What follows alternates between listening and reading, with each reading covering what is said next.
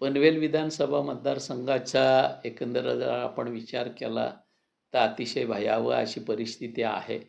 25,800 दुबार नोंदणी पनवेलमध्ये जुनी आहे, ज्याच्यातल्या 11,600 लोकांनी पनवेल मतदारसंघातच विधानसभेला 2 वेळेला मतदान केलेलं आहे. याची पडताळणी आमचे जे पोलिंग एजंट्स त्या ठिकाणी आम्ही मतदान केंद्रावर बसवतो त्यांच्या माध्यमातून झालेली आहे.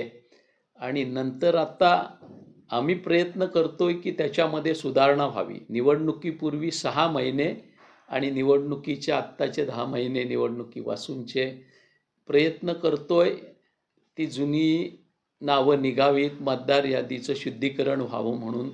पण उलटा नवीन जी विधानसभेनंतर नोंदणी झाली त्या 23,000 मतामध्ये 2800 लोकांची नावं दुबार आहेत.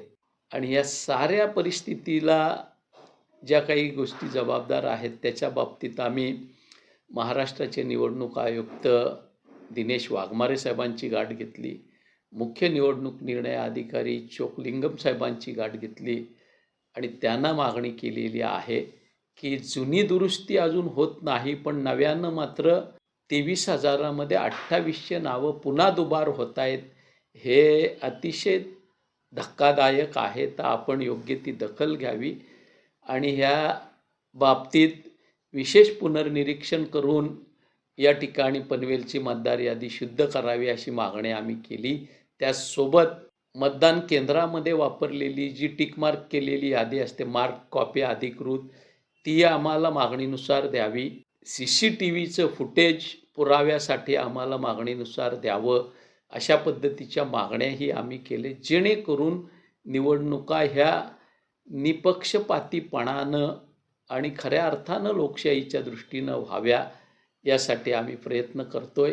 आणि हे सारं होईपर्यंत भले निवडणूक 15 दिवस महिनाभर उशिरा झाली तरी हरकत नाही, पण स्थानिक स्वराज्य संस्थेच्या निवडणुकीला विधानसभेत झालेलं डबल मतदानाचं पातक पुन्हा होऊ नये म्हणून यादीचं पुनर्निरीक्षण करून मतदान घ्यावं अशी मागणी सर्व विरोधी पक्षांनीच केलेली आहे. विरोधी पक्षाचे सारे प्रमुख नेते काल आणि आज 2 टप्प्यामध्ये दिनेश वाघमारे साहेब आणि चोकलिंगम साहेबांना भेटले आणि त्यांनी ज्या काही मागण्या केल्या त्याच्यामध्ये या मागणीचा समावेश आहे. पण पनवेलचं प्रकरण आणखी गंभीर आहे, ते सुधारावं हा माझा प्रयत्न आहे आणि त्या दृष्टीनं मी कायम प्रयत्न करून याच्यामध्ये यश मिळवण्याचा प्रयत्न करणार आहे.